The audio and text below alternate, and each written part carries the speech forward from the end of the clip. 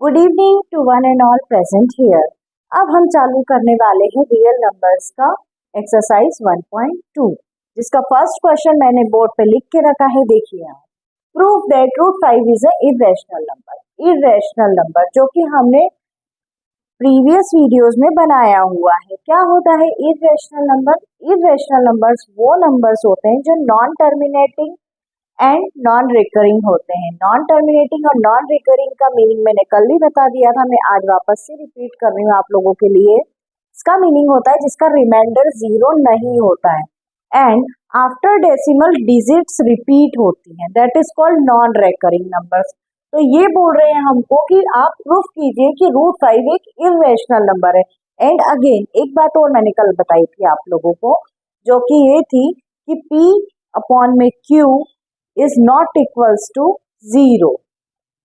Now, अब हम देखते हैं let root 5 is a rational number। हमने मान लिया रूट 5 एक रैशनल नंबर है। भाई हमको नहीं पता इरेशनल है या रैशनल, पर वो बोल रहे हैं इरेशनल, तो हम अभी डायरेक्ट सिर्फ रैशनल से चालू होते हैं। Root 5 is a rational number. अब अगर रैशनल नंबर है तो उसमें a अपॉन में b इक्वल्स रहता है, रैशनल में, इरेशनल में इक्वल्स नहीं रहता है। हमने मान लिया a अपॉन में b root 5 equals to A and B क्या है? को प्राइम नंबर्स है। Okay, A and B are coprime numbers है। On taking square both side, सबसे पहले हम स्क्वायर लेंगे दोनों तरफ स्क्वायर लेने पे रूट 5 का स्क्वायर हो जाएगा एंड ए अपॉन में बी का स्क्वायर हो जाएगा।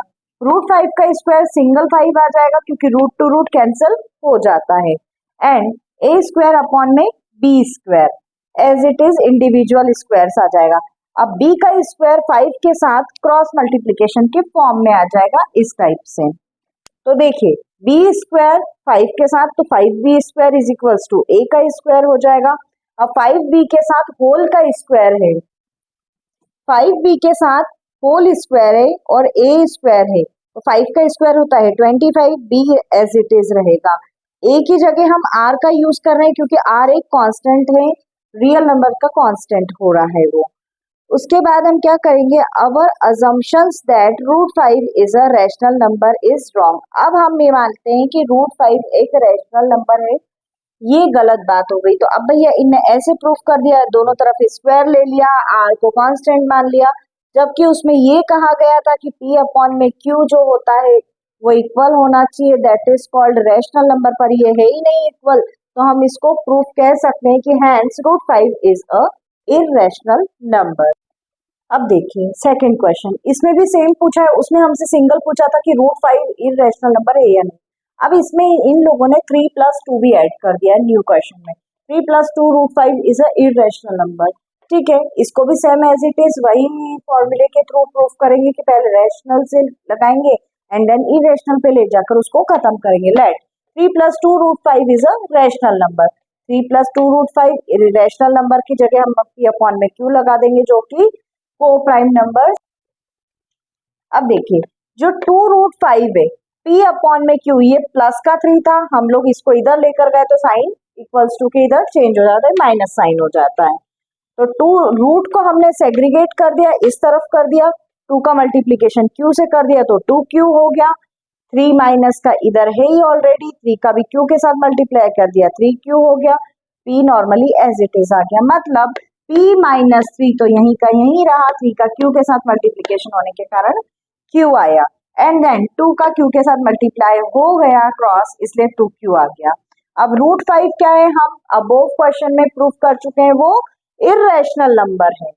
Then p minus 3q upon में 2q, अब ये तो भाई रैशनल है, पर ये इरेशनल है और ये रैशनल है, दोनों क्रॉस हो जाएंगे, नॉट इक्वल्स टू। इसके अकॉर्डिंग हम यहाँ पे बोल सकते हैं therefore contradiction our assumption has 3 + 2 root 5 is a irrational number।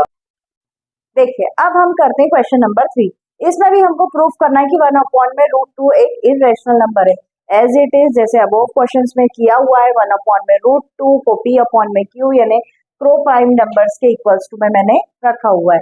Then 1 upon में 2 इंटू रूट 2। अब आप सोचोगे मैंने 1 अपॉन में 2 क्यों लिया है, मैंने 1 अपॉन में 2 इसलिए लिया है, मेरे को हाफ फैक्टर्स में लिया इन चीजों को। उसके बाद में मैंने डिनोमिनेटर्स को ऊपर और नीचे, न्यूमरेटर और डिनोमिनेटर्स में अगेंस्ट में मल्टीप्लीकेशन के फॉर्म में लिया है। देन √2 का 1 में मल्टीप्लाई करेंगे, √2, 2√2 का मल्टीप्लाई करेंगे 2√2।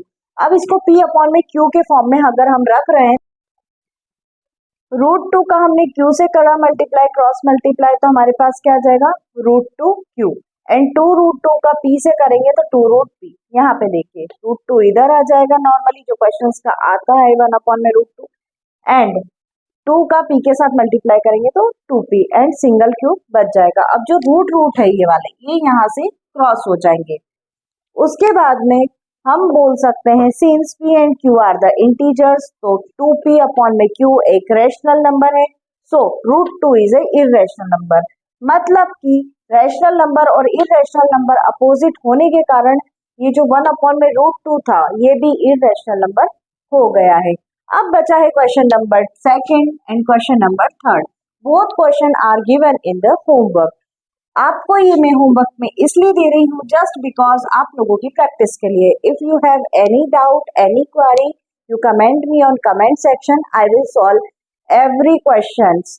ओके, सो अगर आपको मेरी वीडियोस अच्छी लगी हो तो like me, subscribe me. Thank you.